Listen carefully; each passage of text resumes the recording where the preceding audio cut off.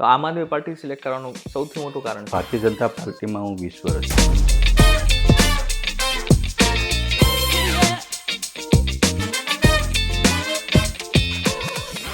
ચાલીસ વર્ષમાં કોંગ્રેસે આખા દેશને લૂંટી લીધો.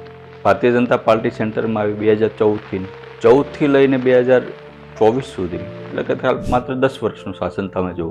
ભારતીય જનતા પાર્ટીમાં કંઈક ને કંઈક ભૂલો થઈ છે, એટલે એને અટકાવવા માટે થઈને અમારે ઇન્ડિયા એલાયન્સનો હિસ્સો બનવો પડ્યો. બોટાદના અમુક રસ્તાઓ ચાંદની સપાટી જેવા છે. સૌથી મારે એક્સિડન્ટ જો થતા હોય ને એ આ બગોદરા હાઈવે, એટલે સૌથી જાજુ પબ્લિક અમારે દાદાના દર્શન કરવા ત્યાં આવે સાળીમપુર. જો 4 લેન હું ન બનાવું પગદંડી સાથે તો આજે પણ એટલા જ લોકો એક્સિડન્ટ થાય છે. એટલે 100 કરોડના ખર્ચે સાહેબ મેં અત્યારે મંજૂર કર્યો. ટૂંક જ સમયમાં હું એનું સાહેબ કામ ચાલુ કરાવું છું. મારા આદર્શ નેતા આજે પણ હું અરવિંદજી છે, અટલ બિહારી વાજપેયીજી પણ છે, અબ્દુલ કલામજી છે. તો તમને કોઈ આમ ફોન કરીને નેતાઓ પૂછતા નથી કે તમે નેતા ભાજપના નેતાઓ કે ભાઈ ઉમેશભાઈ એક જ એવા વિપક્ષના ધારાસભ્ય છે કે ભાજપ હોળી રમવા વ્યા જાય, બીજા કોઈ રમતું નથી. ભાજપના નેતાઓ તમારો વિરોધ કેમ કરે? વિરોધ નથી કરતા, પણ એ કાંઈક ને કાંઈક ફરિયાદો કરે છે કે ભાઈ ઉમેશભાઈ બોટાદમાં વધુ કામ લઈ આવે છે, અમને એટલા મળતા નથી. ગોપાલ ઇટાલિયા છે આમ આદમી પાર્ટીના ત્યાં સૌથી વધુ વિસાવદરમાં મત છે જ તે, એટલે અમારો કેન્ડિડેટ હારવાની કોઈ શક્યતા જ નથી. ત્રિપંખીઓ જ્યારે જંગ થયું છે એમાં ભાજપને જ ફાયદો થયો છે. ભાજપને ફાયદો કરવા માટે જ કોંગ્રેસ એને કેન્ડિડેટનો ઊભો રાખે છે. કોંગ્રેસે અમારી સાથે વિશ્વાસઘાત કર્યો, દિલ્હીમાં અમારી સાથે વિશ્વાસઘાત કર્યો, ગુજરાતમાં પણ કોંગ્રેસે વિશ્વાસઘાત કર્યો. ગરીબ ખેડૂતોની જમીનો આપણે પચાવીને કંપનીઓને આપી દઈશું તો આ ગરીબ ખેડૂતો જશે ક્યાં? આ રજૂઆત મેં ઉપરથી નીચે લગીને વારંવાર કરી, પછી કોઈ ન સાંભળ્યું. પછી મેં નિર્ણય લીધો ખરેખર મારે કરવું હોય તો પછી એવી પાર્ટી ચોઈસ કરવી પડે કે જે ખરેખર મારો પણ અવાજ સાંભળી શકે, ગરીબ માણસ છે એનો પણ અવાજ બની શકે. પછી આમ આદમી પાર્ટી મેં જોઈન કરી. આમ આદમી પાર્ટી જે છે એ ભાજપની બી ટીમ છે. ખરેખર તમે આજે ગુજરાતની જનતા જોઈ રહી છે.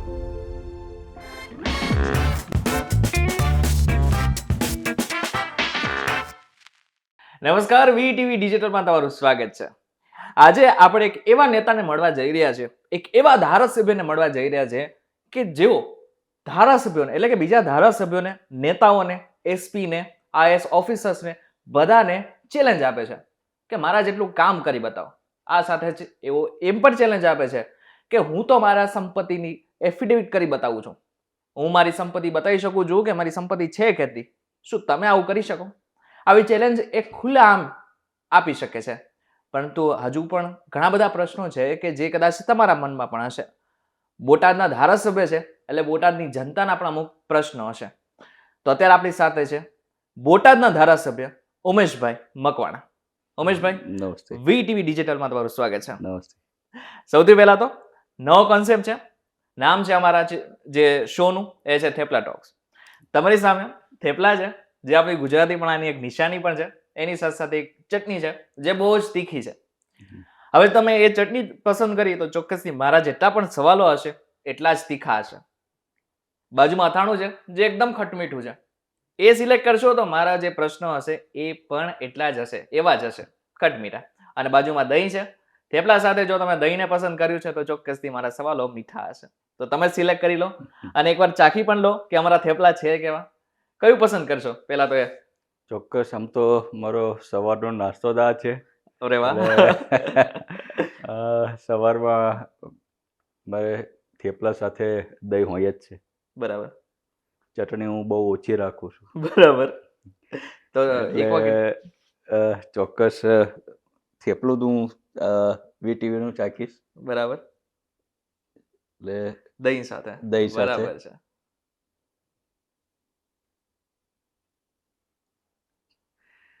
દહીં ચાખેલું છે, મતલબ જે મારે થોડા મીઠા પ્રશ્ન પૂછવાના છે, પણ હવે થોડા મારા પ્રશ્ન હશે. વીટીવી છે તો બધા જ પ્રશ્ન મીઠા હશે એવું જરૂરી નથી. ચટણી ક્યારેક ક્યારેક લઉં છું. બરાબર.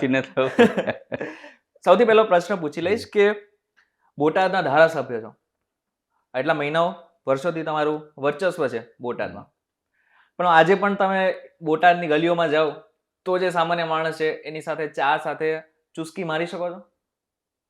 ચોક્કસ. જ્યારે મારા વિસ્તારના પ્રવાસ હોય, કોઈ સામાજિક કાર્યમાં જવાનું થતું હોય અથવા કોઈ લગ્ન પ્રસંગમાં મરણ પ્રસંગમાં જતો હોય તો લોકોની વચ્ચે બેસતા જ હોય, ચા સાથે ચર્ચા પણ કરતા હોય અમે એકબીજાના સુખ દુઃખની. સામાન્ય માણસ સાથે બી હા, સામાન્ય એટલે હું પોતે જ સામાન્ય છું. આજે હું ક્યાં મારી જાતને ધારાસભ્ય તરીકે માનું છું? સામાન્ય પરિવારમાંથી આવું છું. તમને ખબર હશે કે ભાઈ મારા ફાધર મધ્યમ વર્ગમાંથી હું આવું છું. મારા ફાધર એક દેના બેંક સરકારી બેંકમાં એક મેનેજર હતા. બરાબર. એટલે મધ્યમ વર્ગમાં પરિવારથી જ આવું છું. એટલે સામાન્ય લોકોમાંથી જ મારો ઉછેર થયેલો છે. એટલે એમની સાથે જ આજે પણ એ ઉઠક બેઠક એમનામ જ છે. તો આમ આદમી પાર્ટી સિલેક્ટ કરવાનું સૌથી મોટું કારણ શું છે? આમ જોઈ તો ભારતીય જનતા પાર્ટીમાં હું 20 વર્ષ રહ્યો. હા. 20-22 વર્ષ જેવા અલગ અલગ પદોમાં મેં સેવા આપી. પાર્ટીની વિચારધારા પણ સારી જ હતી, નથી એવું નહીં. આરએસએસ સાથે પણ જોડાયેલો હતો.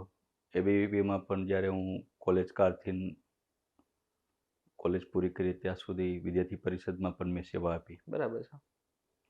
પણ કાંઈક ને કાંઈક એમાં ખૂટતું હતું કે જ્યારે અમે સત્તામાં નહોતા ત્યારે એક અમને એવું થતું કે ગમે એમ કરીને સત્તામાં આવશું એટલે 100% દેશમાં કાંઈક કરપ્શન ઓછું લાવી શકશું, એમાં કાંઈક નવું કરી શકશું. પણ ધીમે ધીમે એ વિચારધારા ભારતીય જનતા પાર્ટીમાં થોડીક લુપ્ત થતી ગઈ. 2014 પછી એટલે એ સાલ તમને ચોક્કસ નહીં કહી શકું, પણ ચોક્કસપણે થોડુંક મને એવું લાગ્યું કે ભાઈ ભારતીય જનતા પાર્ટી જે છે, પાર્ટીની વિચારધારા સારી છે, પણ એમાં જે કોંગ્રેસના જે સડો હતો એનું પ્રમાણ તમે દિવસે ને દિવસે વધતું ગયું.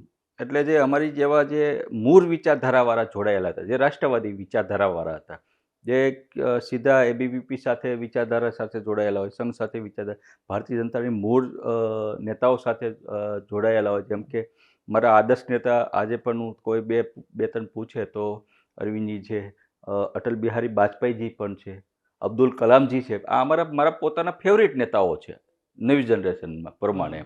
જૂની જનરેશન પ્રમાણે તો અમે ભગતસિંહને જ પસંદ કરીએ છીએ, બાબા સાહેબને જ પસંદ કરીએ, પણ નવી જનરેશન પ્રમાણે અમારા આ ફેવરિટ નેતાઓ છે. એટલે જ્યારે એમની વિચારધારાઓ જે ધીમે ધીમે ભારતીય જનતા પાર્ટીમાં ઓછી થતી ગઈ, એટલે પછી કાંઈક ને કાંઈક મને ખૂટતું એવું લાગ્યું. એટલે પછી જ્યારે 2020માં તમને જોયું છે કે ભાઈ ભાવનગર હું લોકસભા સંભાળતો હતો, એક ખૂબ મોટું આંદોલન થયું કોળી સમાજનું, અલ્ટ્રાટેક માઇનિંગ દ્વારા મોટાભાગના ખેડૂતોની જમીનો ઉપર માઇનિંગ કરવા માટે પચાવી પાડી. ઘણા બધા ખેડૂતો ઉપર અત્યાચારો કર્યા, ખોટા 307 જેવા ગુનાઓ દાખલ કર્યા. એ પછી મેં નિર્ણય લીધો કે ભાઈ આ તો ઘટનાઓ ખોટી બને છે. ગરીબ ખેડૂતોની જમીનો આપણે પચાવીને કંપનીઓને આપી દઈશું તો આ ગરીબ ખેડૂતો જશે ક્યાં? મોટાભાગના ખેડૂતો અમારા કોળી સમાજના હતા. આ રજૂઆત મેં ઉપરથી નીચે લગીને વારંવાર કરી. પછી કોઈ ન સાંભળ્યું. પછી મેં નિર્ણય લીધો કે ભાઈ આમાં તો હું કાંઈ કરી શકું એમ જ નથી.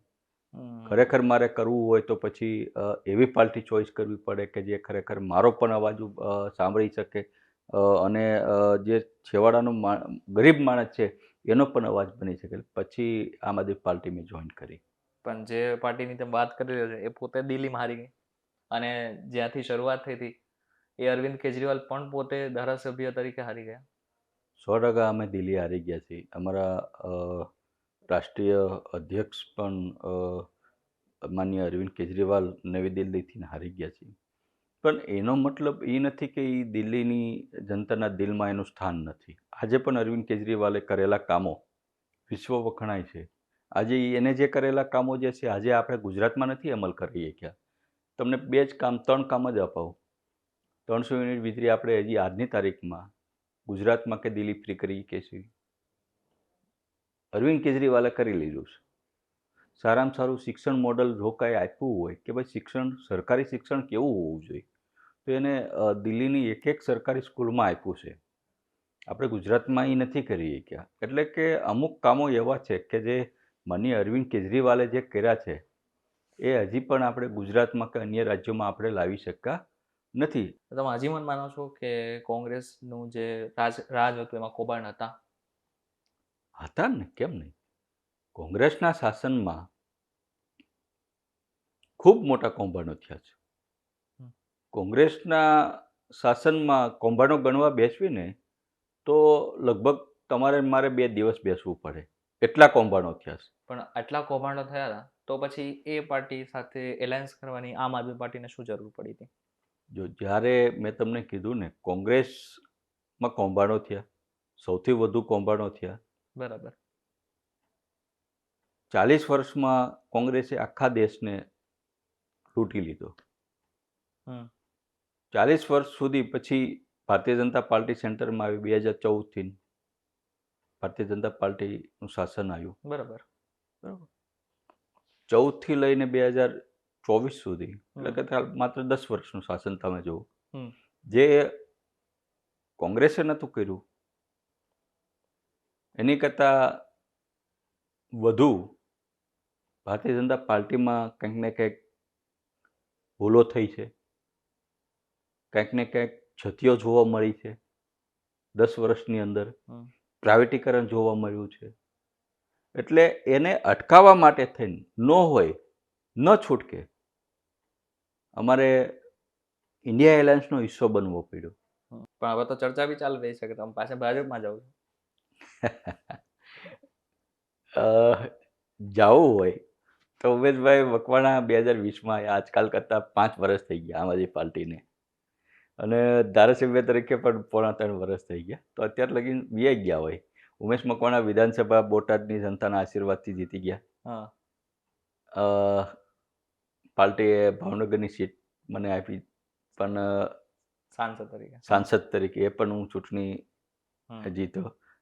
જીતવાના કગાર ઉપર હતા. પણ મેં તમને કીધું એમ કે ભાઈ, જ્યારે ઇલેક્શન લડતા હોય ત્યારે ઘણા બધા સમીકરણો બનતા હોય. બરાબર. એ વખતે સમીકરણો એવા હતા કે જે પબ્લિકે મને પ્રેમ ન આપ્યો, પણ મત ઘણા બધા આપ્યા. પણ પાર્ટીએ એલાયન્સે મારી ઉપર ભરોસો રાખ્યો, ટિકિટ આપી મારા માટે આટલી નાની ઉંમરમાં. તો જવાનું હોત તો એ પહેલાં બી ગયો હોત.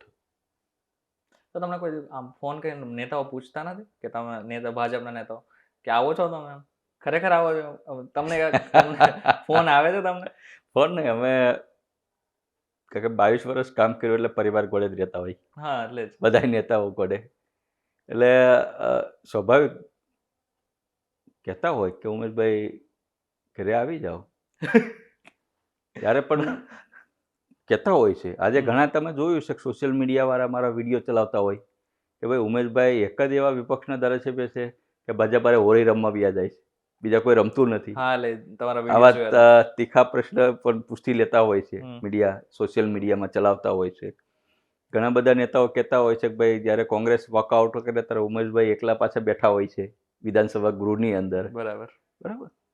પણ વિષય શું છે, આજે ઉમેશ મકવાણા ભાજપ પરિવારનો હિસ્સો હતા, આજે નથી. તો નથી તો મેં તમને કીધું એમ વિચારધારા અલગ થઈ ગઈ. મતલબ ઇન શોર્ટ તો વાત એટલી છે એકદમ ભાજપમાં નથી જતા. નથી જતો. આ કહેવાનો વખત થઈ ગઈ છે. હા, અને તમારી પાસે કાગળ નથી. કાગળ હોત તો હું તમને લખીને સહી કરીને આપી દે. હા, એટલે તમે કાગળ કરતા બી આ વધારે ઇફેક્ટિવ રહેશે. તમે અગર જો તમે ભાજપમાં જાઓ છો તો આ જ વિડીયો વાયરલ થશે તમારો. કરવાનો, કેમ નહીં કરવાનો, કરવાનો. હવે આપણે થોડા બોટાદના પ્રશ્નો પણ લઈશું. એની પહેલા મારી ઈચ્છા છે કે તમે સિલેક્ટ કરી લો તમારે જે ખાવું હોય, કારણ કે મને તો ખબર છે કે મારા પ્રશ્નો થોડાક તીખા થવાના છે, અને તો મારી ઈચ્છા છે કે તમે ચૂઝ કરી લો તમારી રીતે, પછી હું આગળ વધીએ આપણે.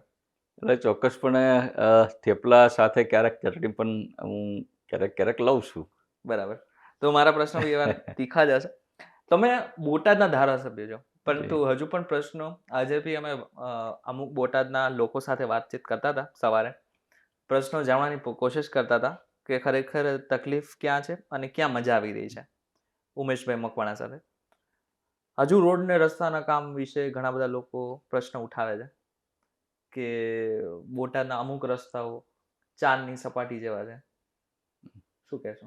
ઓકે, બહુ સારું વાત કરી. આમ તો મારે ધારાસભ્ય બન્યો એના 3.5 વર્ષ થયા. હમ. અને દર વર્ષે હું મારું રિપોર્ટ કાર્ડ આપું છું કે ભાઈ આટલા મેં રોડ રસ્તાના કામો કર્યા, આટલા નગરપાલિકામાં કામ કર્યા, આટલા ગ્રામ્ય કક્ષા કર્યા, આટલા કામો મેં શિક્ષણમાં કામ કર્યા, આટલા આરોગ્યમાં કામ કર્યા. તમે જે મને પ્રશ્ન પૂછો રોડનો, હમ. તો સૌથી વધુ રોડ મેં ગ્રામ્ય કક્ષામાં બનાવ્યા. બરાબર. એટલે કે જ્યારે તમે ઉદાહરણ તરીકે નાના પાળિયાદથી મોટું પાળિયાદ હમ.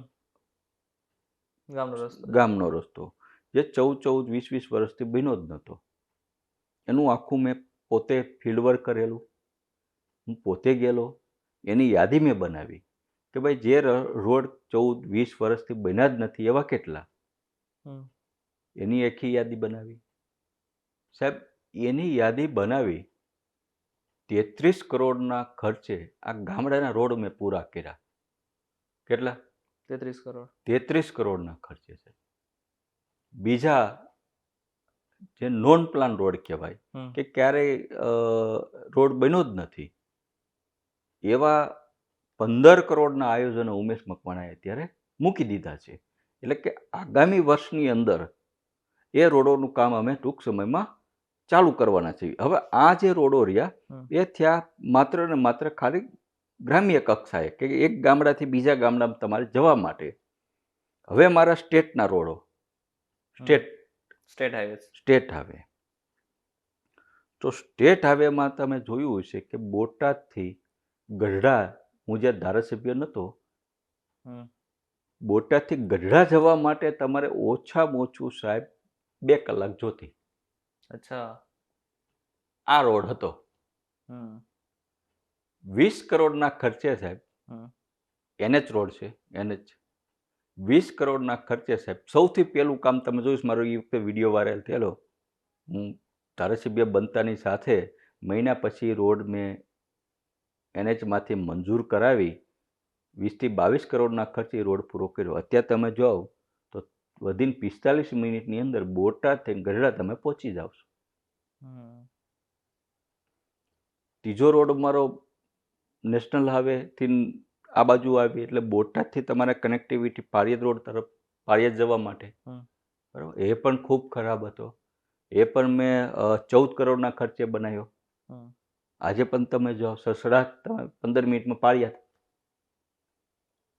ત્રીજો રોડ તમારો સૌથી ખરાબ અમારો હતો સ્ટેટ હાઈવેનો, બોટાદથી લાઠીદર, લાઠીદરથી કેરિયાનો ઢાર. સાહેબ એ પણ 20 કરોડના ખર્ચે સાહેબ અત્યારે તમે જાઓ બનાવી નાખ્યો સ્ટેટ હાઈવે. સસડાટ તમે જઈ શકો કેરિયાના ઢાર સુધી. સૌથી મહત્વનું કામ સાહેબ મેં અત્યારે એ કર્યું કે અમારી પાસે એક 4 લેન રોડ જ નહોતો બોટાદમાં, એકય નહીં. તો રાજ્ય સરકારે મને 2 રોડ આપ્યા. એ કયા? સુપર હાઈવે કોરિડોર આપ્યા, જે ગુજરાતની અંદર માત્ર ખાલી 10 જ રોડ છે. 10 રોડમાંથી મને 2 રોડ બોટાદને આપ્યા છે. સુપર ફાસ્ટ કોરિડોર રોડ બોટાદથી સાળીમપુર, સાળીમપુરથી તે ધંધુકા, ધંધુકાથી બગોદરા. 100 કરોડના ખર્ચે હું બનાવું છું. સૌથી મારે એક્સિડન્ટ જો થતા હોય ને એ આ બગોદરા હાઈવે ઉપર, તો હું તમને ડેટા આપીશ. બહુ એક્સિડન્ટ, કારણ કે સૌથી ઝાઝુ પબ્લિક અમારે દાદાના દર્શન કરવા ત્યાં આવે સાળીમપુર. સૌથી હાલીને જવાવાળું શનિવારે પબ્લિક અમારું બોટાદથી સાળીમપુર જાય છે. રોડ એકદમ નાનો. જો 4 લેન હું ન બનાવું પગદંડી સાથે તો આજે પણ એટલા જ લોકો એક્સિડન્ટ થાય છે. એટલે 100 કરોડના ખર્ચે સાહેબ મેં અત્યારે મંજૂર કર્યો. ટૂંક જ સમયમાં હું એનું સાહેબ કામ ચાલુ કરાવું છું. હાલે જરૂર પણ છે, કારણ કે બગોદરા ઉપર જેટલા પણ એક્સિડન્ટ થાય છે એના જો આંકડા બી કાઢવામાં આવે ને તો આખા રાજ્યમાં જેટલા મોટા ભાગના એક્સિડન્ટ થાય છે ઈ રોડ ઉપર ખાસ કરીને. હા, એટલે મારી પહેલા કોઈ આ આંકડા લીધા જ નહોતા સાહેબ કે ભાઈ સૌથી વધુ એક્સિડન્ટ થવાનું કારણ શું, શા માટે આને આપણે 4 લેન ન બનાવવો જોઈએ. સાહેબ 100 કરોડના ખર્ચે મેં સુપર ફાસ્ટ, આજે તમે જે આપણે રોડ એ નહીં, પહેલી વખત રાજ્ય સરકારે કોરિડોર બનાવે છે, સુપર હાઈવે ફાસ્ટ કોરિડોર. એ રોડ બનાવું તમારે 120ની સ્પીડે તમારી કાર ચલાવી લેવાની. યાદી છે. હું આ રિપોર્ટ કાર્ડ એટલે જ હું આજે આપની સમક્ષ લઈને આવ્યો છું સાહેબ. આ ખાલી એક નમૂનો આપું છું કે આજે માની લો કે બોટાદમાં કોઈ એમ પૂછે કે ઉમેશભાઈએ કઈ સોસાયટીમાં કોના ઘર પાસે અચ્છા, એવી કોના માહિતી છે. ઘરથી કોના ઘર સુધી હમ. રોડ બનાવ્યો, હમ. બરાબર, એ હું લઈને આવ્યો છું. આ તમે જોઈ શકો આપની મીડિયનમાં. હું તમને દઈને જવાનું આ કોપી. જ્યાં કોઈ 40 વર્ષથી સીસી રોડ કેવા હોવો જોઈએ. લઘુમતી વિસ્તારમાં કોઈ દિવસ રોડ બન્યા જ નતા. પછાત સમાજમાં ઓજી વિસ્તારમાં કોઈ દિવસ રોડ બન્યા જ નતા. રોડ કેવા હોય કોઈએ જોયું નહોતું, સપનું પણ નહોતું. એવા વિસ્તારમાં ઉમેશ મકવાણાએ સીસી રોડ તો બનાવ્યા સાહેબ. પણ સીસી રોડ બનાવતા પહેલા શું કર્યું? તમે જોયું છે ઘણા અમદાવાદ મહાનગરપાલિકામાં જોતા હશો કે રોડ બની જાય પછી એમને યાદ આવે એટલે ગટર બાકી રહી ગઈ, સમજ્યા, એટલે પાછો રોડ ખોદી નાખે. બરાબર. તમે જોયું હશે ને. હા. તમને મીડિયાવાળાને ઘણા લોકો ફરિયાદ પણ કરતા હશે એટલે હારું ના તો પાણી પાઇપલાઇન હારી બાકી રહી ગઈ, જૂની છે, પાછો રોડ ખોદે પાઇપલાઇન નાખે. આવું ઘટના બનતી છે. આ ખાલી રોડ નથી બનાવ્યો ઉમેશ મકવાણાએ. સૌથી પહેલા મેં ત્યાં ગટર નાખી દીધી સાહેબ. રોડ બનાવતા પહેલા આ જેટલી સોસાયટીઓમાં ઉમેશ મકવાણાએ રોડ બનાવ્યા ને સીસી રોડ, એટલો ને એટલો ખર્ચો સાહેબ ગટર પર નાખી. એટલો ને એટલો ખર્ચો ઉમેશ મકવાણાએ પાછું પાણી લઈને નાખી દીધી. જે સોસાયટીમાં મેં રોડ બનાવ્યા ને પહેલા નવી પાણીની પાઇપલાઇન નાખી ને નવી ગટર નાખી સાહેબ. એટલા ને એટલા કરોડના ખર્ચે પાછું એ બધું પૂરું કરી પછી સીસી રોડ બનાવ્યા છે. આજે તમે એ છેવાડાનો વિસ્તાર હોય, મારો બોટાદનો કોઈ બી વિસ્તાર હોય, હા, હું એમ નથી કહેતો મેં કામ 100% પૂરા કર્યા છે. બીજા હજી 6 કરોડના આયોજનો એમના પેન્ડિંગ છે. એટલે જે ઓજી વિસ્તારો હતા એને આખો સર્વે કરી અને જ્યાં રોડો નહોતા ત્યાં રોડો, પાણીની લાઈનો એ બધું બનાવવાનું શરૂ કરી દીધું છે. અચ્છા, તમે કામની વાત કરો જ છો, તો પછી ભાજપના નેતાઓ તમારો વિરોધ કેમ કરે છે? ચોક્કસપણે મેં તમને કીધું ને કે ભાઈ ભાજપના ધારાસભ્યશ્રીઓ વિરોધ નથી કરતા, પણ એ કાંઈક ને કાંઈક ફરિયાદો કરે છે કે ભાઈ ઉમેશભાઈ બોટાદમાં વધુ કામ લઈ આવે છે, અમને એટલા મળતા નથી. એક મિનિટ, તો એની પાછળનું કારણ શું છે? પહેલા તો કારણ કે ગ્રાન્ટ તો બધાને સરખી મળતી હશે અથવા તો અલગ અલગ રીતે અલગ અલગ જિલ્લાઓમાં અલગ અલગ મળતી હશે. હવે મેં તમને કીધું એમ કે એવું નથી કે દરેક ધારાસભ્યને સરખી ગ્રાન્ટ હોય, એમએલએ ગ્રાન્ટ. પણ ખરેખર આ ફરિયાદ વિપક્ષના ધારાસભ્ય કરવી જોઈએ, મારે કરવી જોઈએ કે ભાઈ ભાજપના ધારાસભ્યને કામ વધુ મળે છે અને મારા મત વિસ્તાર બોટાદમાં ઓછા કામ મળે છે. આ ફરિયાદ કોની હોવી જોઈએ? મારી હોવી જોઈએ ને. ભાજપના મંત્રીશ્રીઓની થોડી ફરિયાદ કરાય એમને કે ભાઈ ઉમેશભાઈને તમે કામ વધુ થાય છે અને મારા મત વિસ્તારમાં કામો ઓછા થાય છે. આ ફરિયાદ ખરેખર ભાજપના ધારાસભ્યોએ કે મંત્રીશ્રીઓએ કરવી જોઈએ. પણ એ પોતે કરે છે એનું એમ નથી કહેતો કે કામ નથી કરતા. એ પણ એમના વિસ્તારમાં કામ કરે જ છે, કરતા જ હોય. પણ વિષય શું છે કે તમારે સતત એની પાછળ પડી રહેવું પડે, ફોલો લેવો પડે. આજે ઉદાહરણ તરીકે હું તમને મારા ખાલી એવા કામ ગણાવીશ કે જે મારા પાડોશી ધારાસભ્ય નથી કરી શક્યા. કોણ? જેમ કે મારા પાડોશી ધારાસભ્ય તરીકે જસદણ આવે બોર્ડર, ત્યાં અમારે કેબિનેટ મંત્રી કુંવરજીભાઈ બાવળિયા સાહેબનો મત વિસ્તાર આવે છે, બરાબર. વિછ્યા સસદન મત વિસ્તાર. બાજુમાં મારે ગઢડા મત વિસ્તાર આવે, ત્યાં અમારે શંભુનાથ ટુંડિયા મહારાજનો મત વિસ્તાર આવે. બાજુમાં જ ધંધુકા મારો બાજુમાં જ બોર્ડર આવે છે, ત્યાં અમારે કાળુભાઈનો મત વિસ્તાર આવે છે, રાઠોડનો, બરાબર. આ બાજુ ભાવનગર અમારે આવે, ત્યાં ઘણા બધા ધારાસભ્ય મોટા મોટા છે, હિતુભાઈથી માંડી બધા. એટલે કહેવાનો મતલબ આ બધા અમારા પાડોશી ધારાસભ્ય છે.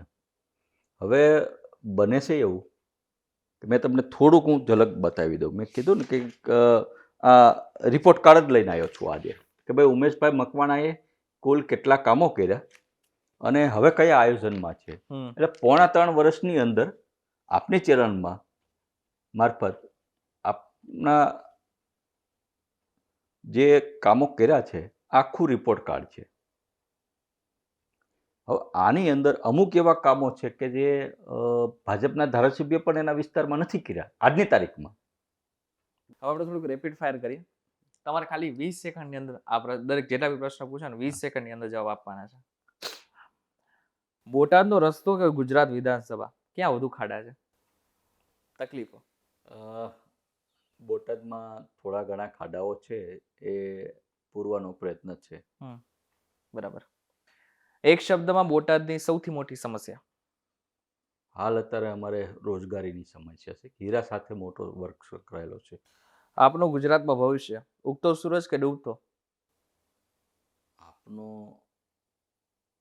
સૂરજ છે એ હંમેશા ઉગતો જ રહેવાનો છે, કારણ કે આમ આદમી પાર્ટી છે. તમે જોયું હશે ગુજરાતમાં પ્રથમ વખત લડી તો 14% મત લઈ ગઈ છે. 5 ધારાસભ્ય અમારા આવ્યા હતા, એમાંથી એક વયા ગયા, એમાંથી એક વી આવી ગયા. 4 હજી મજબૂત છે, ફાઇટ આપે છે. તમે એમ કહો છો કે તમારી રીતે તમે તમારું કહી શકો, બીજા ધારાસભ્યનું તો કઈ રીતના કહી શકો? છે, બધા અમારા સંપર્કમાં જ છે અને લોકોના કામ પણ કરે છે. બધા બાકીના ધારાસભ્યો બીજા ધારાસભ્ય કક્ષા કરતા સારા કામો કરે છે આમ આદમી પાર્ટીના. અને આમ આદમી પાર્ટીનું સંગઠન દિવસે ને દિવસે મોટું થતું જાય, મજબૂત થતું જાય છે. કોંગ્રેસ કરતા આજે જો કોઈ ગુજરાતની જનતાને ભરોસો હોય તો એ આમ આદમી પાર્ટી છે. એક એવા નેતા કે જે તમને નથી ગમતા, હવે એ ભાજપના હોઈ શકે, પોતાના પાર્ટીના હોઈ શકે, કોંગ્રેસના હોઈ શકે, કોઈ બી હોઈ શકે, કે જે તમને નથી ગમતા, એની પાછળનું કારણ પણ તમારે દેવું પડશે. આમ તો એવું કોઈ છે જ નહીં ગુજરાતની અંદર કે જે કોઈ નેતા મને ન જ ગમતો હોય. બરાબર, મારી દ્રષ્ટિએ કોઈ એવો નેતા છે જ નહીં કે જે મને નથી. વધારે ગમતા હોય કોઈ એવા? હા, મારા આદર્શ નેતાઓ છે, જેમ કે માનનીય અરવિંદ કેજરીવાલ છે, મારા આદર્શ નેતા છે. ગુજરાતમાં જેમ કે ગુજરાતની હું વાત કરું તો ઘણા બધા એવા નેતાઓ જે છે ગુજરાતની અંદર પણ કે જે એની પાસેથી ઘણું બધું શીખવા જેવું છે. જેમ કે અમારે યશુદાન ગઢવી છે, પત્રકારમાંથી રાજકારણમાં આવ્યા, એની પાસે ઘણું શીખવા જેવું છે. સંગઠનનું જો શીખવા જેવું હોય તો ભારતીય જનતા પાર્ટીના પ્રદેશ અધ્યક્ષ માનનીય CR પાટીલ સાહેબ છે, તો એની પાસેથી સંગઠન શીખવા જેવું છે, કારણ કે એના નેતૃત્વમાં ભારતીય જનતા પાર્ટી ખૂબ વ્યાપ વધ્યો બીજા પ્રદેશ અધ્યક્ષ કરતાં. એટલે ઘણા બધા નેતાઓ એવા છે ગુજરાતમાં કે એની પાસે મારે પણ શીખવા જેવું ખરું. ઓકે, એક વસ્તુ કે જે તમે મુખ્યમંત્રીને કહેવા માંગો છો પણ હજી સુધી નથી કહી શક્યા? આમ તો મોટા ભાગની મારી વાત હોય એ સીધી ભૂપેન્દ્રભાઈને કહું છું. સારા સંબંધો છે, ભોળા માણસ છે, દિલની વાત કહી શકું છું. મૃદુ ને મક્કમ કહેવાય છે, માનો છો? મૃદુ છે પણ મક્કમ ક્યારેક ક્યારેક ઓલા છે, પણ વ્યક્તિ તરીકે સારા માણસ છે. અચ્છા, રાજકારણ છોડી દો તો શું કરશો? પાછું મારું કામ જે લાઈનમાં હતો કન્સ્ટ્રક્શનમાં એ જ કામ કરીશ, પણ છોડવાનું કોઈ હમણાં કોઈ આયોજન નથી. અત્યારે જે જીવન તમે જીવી રહ્યા છો, પર્સનલ લાઈફની વાત કરો, રાજકારણને સાઈડમાં મૂકીએ આપણે, પર્સનલ લાઈફ એમાં કેટલા ખુશ છો? પૂરેપૂરો. મારો પરિવાર મારી સાથે જ છે. પરિવારમાં ખૂબ મને સપોર્ટ આપે છે દરેક મારા પરિવારના સભ્યો. આજે તમે જોયું હશે કે અમારે ખૂબ પ્રવાસ હોય, ખૂબ લોકોના પ્રશ્ન આવતા હોય, ખૂબ લોકોની વચ્ચે સતત રહેવાનું થતું હોય, પણ એ દરમિયાન પણ મારો પરિવાર મને ખૂબ સપોર્ટ આપી દે. કેટલા લોકો રહો છો અત્યારે પરિવારમાં? પરિવારમાં મારી વાઈફ છે, મારા 2 બાળકો છે, મારા મમ્મી જે હમણાં થોડો સમય પહેલાં જ સ્વર્ગવાસ છે, મારા 2 બહેનો છે એ સાસરે છે, મોટા ભાઈ છે એ ત્યાં અલગ રહે છે. તો વાઈફ સાથે ઝઘડો ના થાય? સમય ના આપી શકો તો? ક્યારેક ક્યારેક મીઠો ઝઘડો થાય. મીઠો ઝઘડો થાય તો વાડી લો કોણ? સોરી કોણ બોલે પેલા? તો આપણે જ બોલવી પડે. દરેક પુરુષની સમસ્યા છે કે તમારી જ છે? જનરલી મને તો એવું લાગે મારી છે તો હું સોલ્વ કરવી પડે, કારણ કે મારો જ વાંક હોય જ્યારે રાત્રે મોડું આવવાનું, સતત પ્રવાસ કરવાનો, ઘરે ઓછી હાજરી આપવાની, સતત લોકોની વચ્ચે રહેવું પડે, લોકોના કામ લઈને આવે, લોકો ઘરે આવે એટલે સોરી તો આપણે જ બોલવી પડે. અચ્છા, હું તમને કેટલાક નેતાઓના નામ કહીશ, તમારે એના વિશે ખાલી એક વાક્યમાં જવાબ આપવાનો છે. નેતાનું નામ બોલીશ ખાલી. અરવિંદ કેજરીવાલ, એક શબ્દ અથવા તો એક લાઈન. આદર્શ નેતા છે મારા. ગોપાલ ઇટાલિયા, સારા નેતા છે. પ્રધાનમંત્રી નરેન્દ્ર મોદી, સારા નેતા છે, અમિત શાહ. એ પણ સારા જ છે. ગુજરાતનું ગૌરવ છે. આ બે નેતા આપણા ગુજરાતનું ગૌરવ છે. ઓકે. ગૌરવ થાય આપણને. ગૃહમંત્રી હર્ષ સંઘવી, યુવા નેતા છે ગુજરાતના, અને ગુજરાતની જનતા માટે પ્રયત્ન કરે છે કે ભાઈ ગુજરાતને કાયદો વ્યવસ્થા જળવાઈ રહે. એટલે યુવા છે એટલે પ્રયત્ન એનો સારો છે. વિજય રૂપાણી, એ પણ સારા જ છે નેતા. સંગઠનના મહામંત્રી હતા. હમ. જ્યારે વિજયભાઈ મહામંત્રી હતા પણ ત્યારે ઉમેશ મકવાણા બોટાદના મહામંત્રી હતા. અમે સાથે કામ કરેલું. સંગઠનના માહિર છે. રાહુલ ગાંધી, રાહુલ ગાંધી યુવા નેતા છે. એની સોચ સારી છે. ગરીબો માટેનું એનું જે વિઝન છે એ સારું છે, પણ એની નીચેની કેડર બરાબર નથી. યોગી આદિત્યનાથ, હિન્દુવાદી વિચારધારાવાળા છે એટલે ક્યાંક ને ક્યાંક આમ જોવી તો આપણો ભારત દેશ છે માત્ર હિન્દુ નથી રહેતા. આપણો લોકશાહી છે દેશમાં, એટલે બધાને સાથે રાખીને ચાલી શકે એવું હું નથી માનતો. હાર્દિક પટેલ, યુવા નેતા છે. અચ્છા, વિસાવદરની ચૂંટણીની થોડીક વાત કરી લે. વિસાવદરની ચૂંટણી છે, ગોપાલ ઇટાલિયાને આમ આદમી પાર્ટીએ પહેલા જ જાહેર કરી નાખ્યા છે. જ્યારે કોંગ્રેસે એવું કીધું છે કે અમે આ વખતે આમ આદમી પાર્ટી સાથે નહીં, પરંતુ પોતાની રીતે ચૂંટણી લડીશું.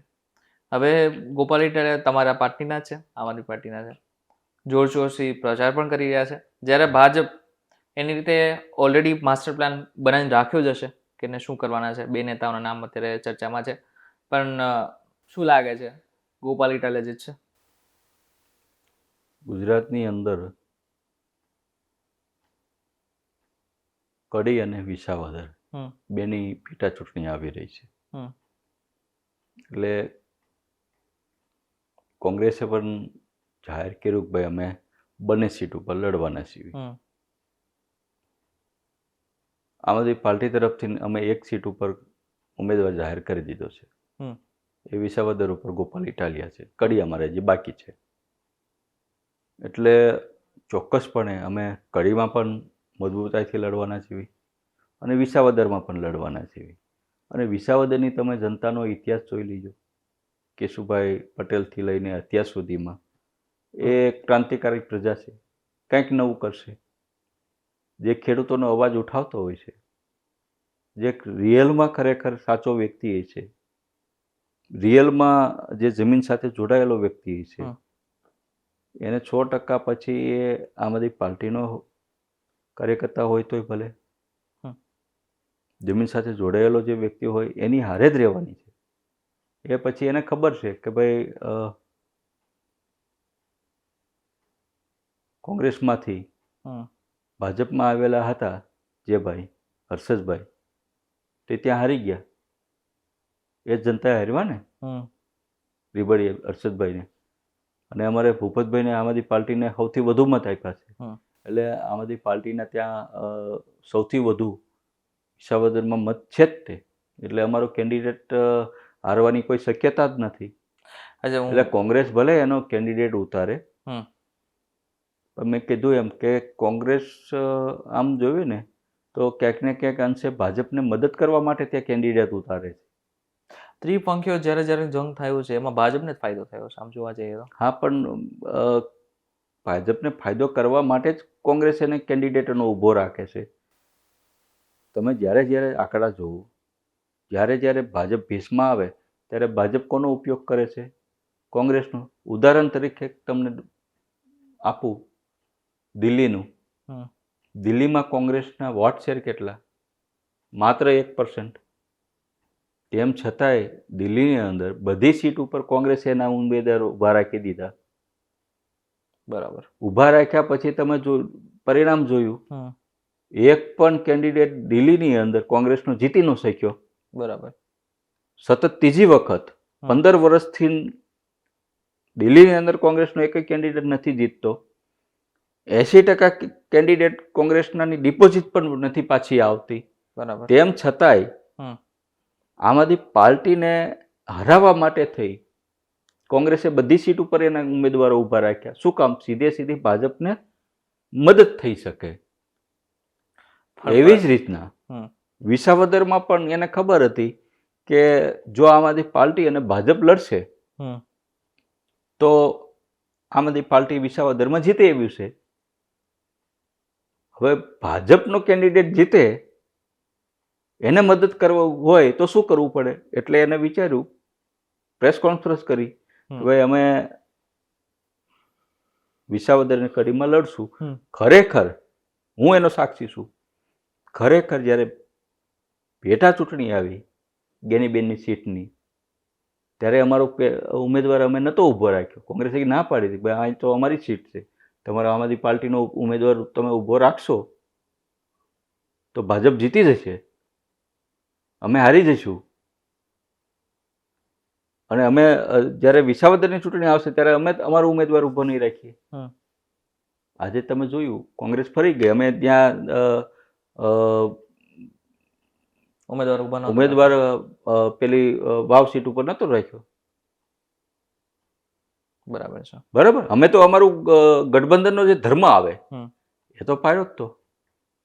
બરાબર. આજે કોંગ્રેસે ખરેખર ગઠબંધનનો ગુજરાતની અંદર ધર્મ પાળવો જોઈએ. કોંગ્રેસે વિસાવદરની જગ્યાએ વિસાવદરમાં એનો ઉમેદવાર ખરેખર ન ઊભો રાખવો જોઈએ. પણ શું કામ ઊભો રાખે છે? એટલા માટે કે ઉમેદવાર ઊભો રાખે, મતનું વિભાજન થઈ જાય. મતનું જેવું વિભાજન થઈ જાય એટલે ઓટોમેટિક કોંગ્રેસને ત્યાં આમ થાય મત નથી. તમે એના કેન્ડિડેટના મત તો જો, 10,000 આજુબાજુનો મત છે, એનું કાંઈ છે નહીં, જમીન જ નથી વિસાવદરમાં. તેમ છતાં એ જાહેરાત કરે છે. શું કામ? ભારતીય જનતા પાર્ટીના કેન્ડિડેટને જીતાડવા માટે. આજે હું મારી વ્યક્તિગત તમને વાત કરું ને, હું ભાવનગર લોકસભા લડ્યો ઇન્ડિયા એલાયન્સમાં. અમે ગુજરાતની અંદર 2 સીટ લડ્યા, એક ભાવનગર અને ભરૂચ. બાકીની સીટ અમે કોંગ્રેસને આપી. અમારા મોટાભાગના સંગઠને આમ આદમી પાર્ટીના અમારા પ્રદેશ અધ્યક્ષથી લઈને બધું કોંગ્રેસને તન મન ધનથી જીતાડવા પ્રયત્ન કર્યો. હવે રહી અમે તો ખાલી 2 સીટ ઉપર જ લડતા હતા આમ આદમી પાર્ટી, ભરૂચ ને ભાવનગર. ભાવનગરમાંથી હું પોતે લડતો હતો. જે ભાવનગરમાંથી લડતો એ પ્રદેશ અધ્યક્ષ કોંગ્રેસનું ગઢ હતો, શક્તિસિંહ ગોહિલનું એ નેટિવ. યસ. ઇન્ડિયા એલાયન્સમાંથી એમને ટિકિટ માગી.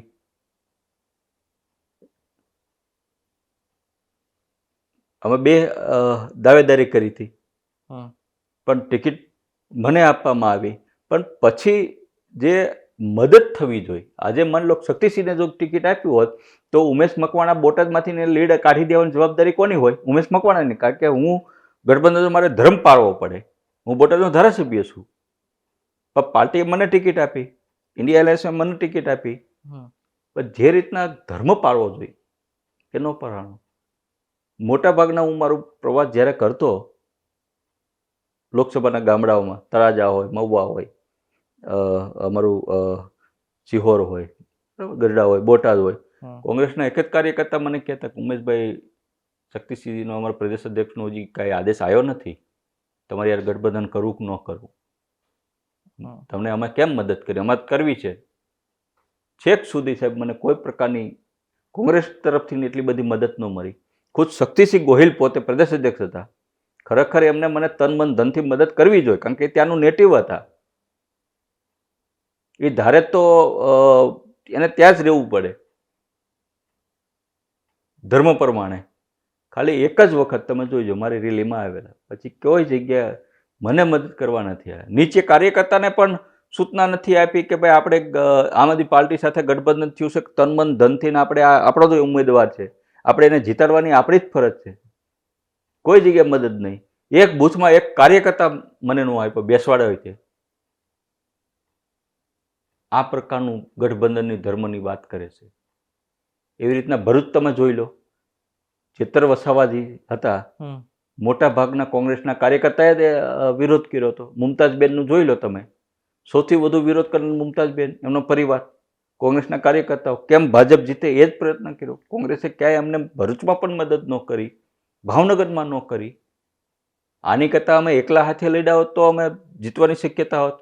અમે ગુજરાતની અંદર જો એકલા હાથે 26 લડ્યા હોત ને તો આજે ભરૂચ છે, ભાવનગર છે, 5-7 સીટ લોકસભાની એવી હતી કે જ્યાં અમે પ્રથમ નંબરે હતા, વોટ અમારા વધુ હતા, અમે જીતવાની તાકાત ધરાવતા હતા, જીતી શક્યતા હતી અમે. પણ અમે કોંગ્રેસની સાથે ગયા, ભરોસા માર્યા. કોંગ્રેસે અમારી સાથે વિશ્વાસઘાત કર્યો, દિલ્હીમાં અમારી સાથે વિશ્વાસઘાત કર્યો, ગુજરાતમાં પણ કોંગ્રેસે વિશ્વાસઘાત કર્યો.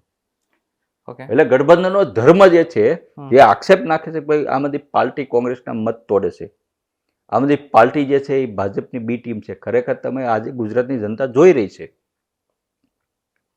આજે વિસાવદરની અંદર કોંગ્રેસે એનો ઉમેદવાર જાહેર કરીને એની માનસિકતા સતી કરી દીધી. આજે દિલ્હીની અંદર બધા સીટ ઉપર કોંગ્રેસે એના ઉમેદવાર ઊભા રાખી, 1% પણ મત નહોતા ત્યાં ઊભા રાખી અને આમ આદમી પાર્ટીને હરાવવાનું કામ જો કર્યું હોય તે કોંગ્રેસે કર્યું છે. સીધી જ ટીમ જો હોય, સીધો જ તે ભાજપને જો કોઈ સીધું જો કોઈ મદદ કરનાર કોઈ પાર્ટી હોય તો એ કોંગ્રેસ છે. એટલે ગઠબંધનનો ધર્મ જ નથી. અમારી મોટી ભૂલ હતી. જો શીર્ષ નેતૃત્વમાં મારો પોતાનો અંગત વિચાર જો લેવામાં આવ્યો હોત ને તો ઉમેશ મકવાણા એ વખતે જ ના પાડે. કોંગ્રેસ ભરોસાપાત્ર પહેલા પણ નથી, હજી પણ નથી. ખરેખર જો ગઠબંધન ક્યારેય કરવાનું થાય ને, હજી ભાજપ ભરોસાવાળી ખરી, એની યારે જવાય. કોંગ્રેસ યારે ક્યારેય ન જવાય. ઓકે, છેલ્લો એક પ્રશ્ન પૂછીશ. પ્રશ્ન થોડો મારો લાંબો છે પણ જવાબ તમારો ટૂંકો માંગીશ. અલગ અલગ નેતાઓના નામ બોલીશ, સાંભળજો પહેલા. ભૂપેન્દ્ર ભાયાણી, જેઓ વિસાવદરના પૂર્વ ધારાસભ્ય હતા. 2023માં તેમણે રાજીનામું આપી દીધું અને ફેબ્રુઆરી 2024માં તેઓ ભાજપ સાથે જોડાઈ ગયા. મુકેશ પટેલ આપના રાજ્ય મહામંત્રી હતા. 2022માં ગાંધીનગર નોર્થથી ઉમેદવાર રહ્યા હતા, ભાજપમાં જોડાઈ ગયા. જયંતિભાઈ મેવાડા, જેને જે મેવાડા તરીકે પણ ઓળખાયા, આસરવા બેઠક પરથી આપના ઉમેદવાર અને શહેર પ્રમુખ તરીકે સેવા આપી, ભાજપમાં જોડાયા. ગુજરાતમાં દિનેશ કાપડિયા નામના વ્યક્તિ કે જેઓ 2022માં દાણી લીમડા બેઠક પરથી આપના ઉમેદવાર રહ્યા હતા, ભાજપમાં જોડાયા. આ ગુજરાતના અગર રાષ્ટ્રીય લેવલની વાત કરીએ તો 3 એવા નેતા કે જેઓનું નામ બહુ જ ચર્ચાયું. કૈલાશ ગેહલોત, જેઓ દિલ્હીના પૂર્વ કેબિનેટ મંત્રી, જેમણે નવેમ્બર 2024માં આપમાંથી રાજીનામું આપ્યું અને બીજેપીમાં જોડાયા. સુખબીરસિંહ દલાલ, જેઓ મુનકા એટલે કે દિલ્હીના પૂર્વ ધારાસભ્ય, ડિસેમ્બર 2024માં ભાજપમાં જોડાયા. શીતલ અંગુરાલ, જેમનું નામ ખૂબ જ ચર્ચામાં આવ્યું હતું, પંજાબના જલંધર વેસ્ટના પૂર્વ ધારાસભ્ય, 2024માં બીજેપીમાં જોડાઈ ગયા. આ એટલા નેતાઓ છે કે જેઓ ગુજરાત અને રાષ્ટ્રીય લેવલે જેમના નામ ચર્ચાયા હતા અને ભાજપમાં જોડાઈ ગયા. ચર્ચા તમારી પણ થઈ રહી છે. તમે કહી રહ્યા છો કે મારું નામ લખી લો, હું ભાજપમાં નથી જવાનું. પરંતુ પ્રશ્ન એ છે કે આમ આદમી પાર્ટી તો તૂટી રહી છે. મોટા ભાગના જેટલા બી મોટા નેતાઓ હતા એ ભાજપ સાથે જઈ રહ્યા છે.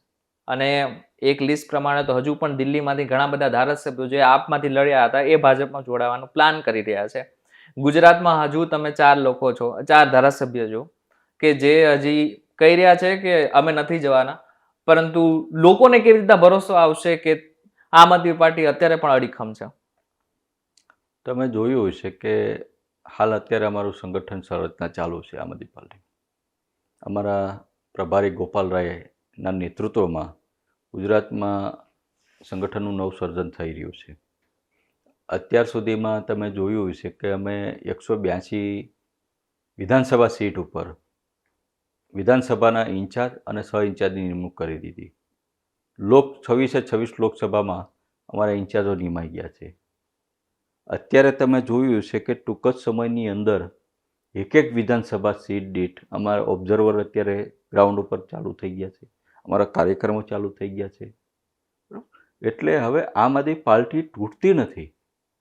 આમ આદમી પાર્ટી હવે મોટી થઈ ગઈ છે. આમ આદમી પાર્ટી પહેલાં તો ગુજરાતમાં તો જ્યારે અમે લડ્યા ત્યારે અમારી પાસે હતું હું જ્યારે 2020માં આમ આદમી પાર્ટીમાં જોઈન થયો ત્યારે કેટલા ધારાસભ્ય હતા? 0. હતું જ નહીં ને કાંઈ. આજે તમે પૂછો કે જ્યારે આમ આદમી પાર્ટી ગત વિધાનસભામાં સાહેબ 14% મત એકલા હાથે લઈ ગઈ. આજે અમારું સંગઠન એક તાલુકામાં, એક જિલ્લામાં, એક ગામમાં છે. આમ આદમી પાર્ટીના કાર્યકર્તા એક ગામમાં છે. અત્યારે આજે વિપક્ષ તરીકે જો કોઈ અવાજ વિધાનસભામાં સૌથી વધુ મજબૂતાઈથી ઉઠાવતું હોય તો એ આમ આદમી પાર્ટી છે. એટલે એવું છે જ ને કે આમ આદમી પાર્ટી તૂટી રહી છે. આમ આદમી પાર્ટી તો મજબૂત થઈ છે.